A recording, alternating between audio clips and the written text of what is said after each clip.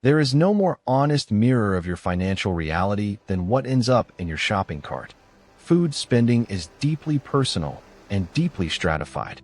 The poorest households spend the highest percentage of income on food. The wealthiest spend the lowest percentage, yet eat exponentially better.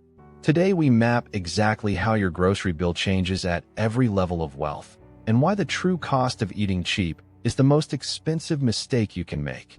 At zero net worth, grocery shopping is not about nutrition. It is pure caloric arithmetic. You are buying the most calories for the fewest dollars.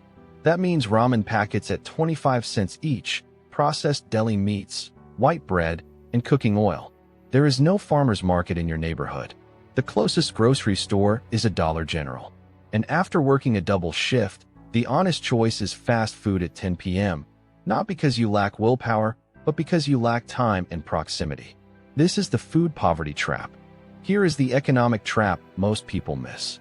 Low-income neighborhoods have fewer grocery stores, so the ones that do exist charge more due to lower competition. Simultaneously, a pound of broccoli contains 136 calories and costs $1.50. A bag of Doritos contains 3,000 calories and costs $3.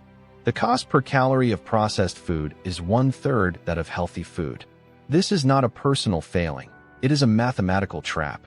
The healthcare bill from decades of poor nutrition is where the true cost lands. At $100,000 net worth, your relationship with food fundamentally shifts. You can now shop at Whole Foods or Trader Joe's without calculating every item. You buy grass-fed beef, organic vegetables, wild-caught salmon. You have time on weekends to meal prep, eliminating the 11 p.m. fast food decision entirely. The most important change at this level is not what you eat. It is that food stops being a source of anxiety. The mental bandwidth recovered is enormous.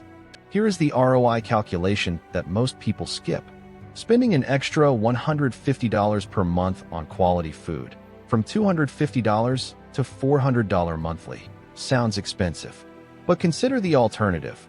Americans spend an average of $5,000 annually on prescription medication and $2,000 on sick day income loss. Good nutrition is not a luxury budget line.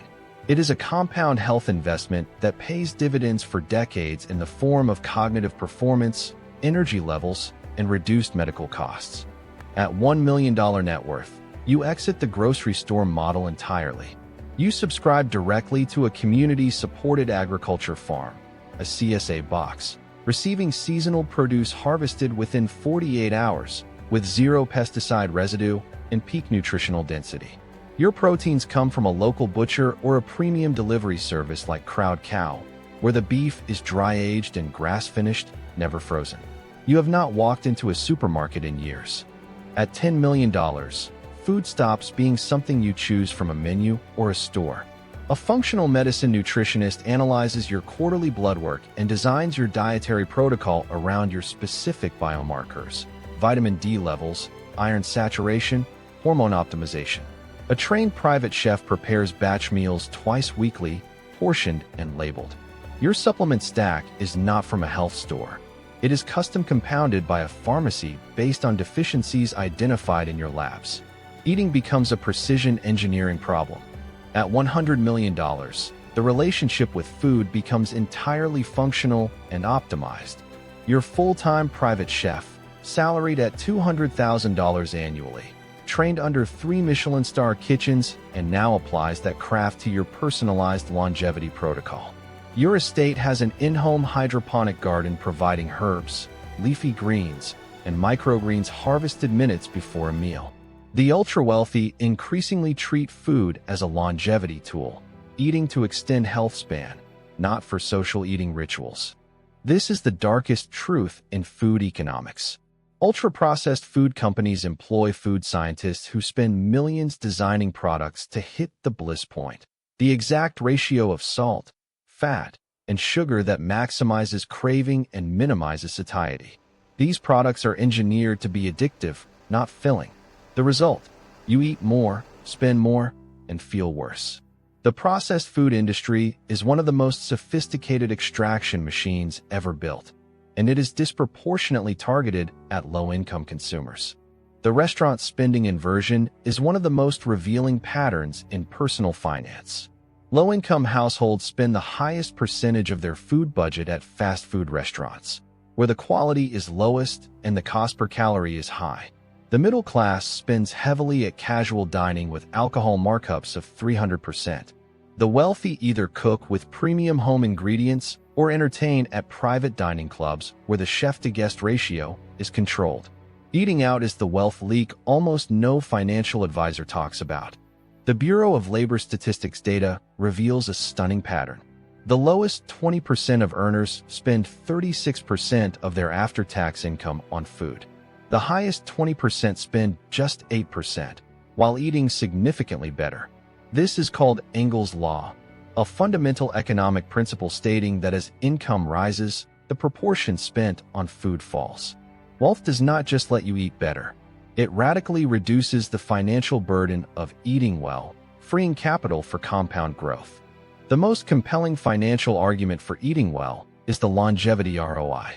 Researchers at the National Institute of Health calculate that each quality-adjusted life year, a medical metric, is worth approximately $129,000 in well-being value. Blue zone populations like Sardinia, Okinawa, and Nicoya live to 100+ by eating plant-heavy, minimally processed diets and sharing meals socially. The investment, changing what you put in your cart. The return, a decade of additional productive, healthy years. Here is the compounding strategy applied to food. The average American spends $3,500 annually on fast food. Redirecting even half of that, $1,750 per year, into an S&P 500 index fund at 10% annual return over 30 years becomes $314,000. The same food capital that was funding the processed food industry can instead fund your retirement. The upgrade costs nothing except habit change. The compounding return is $250,000.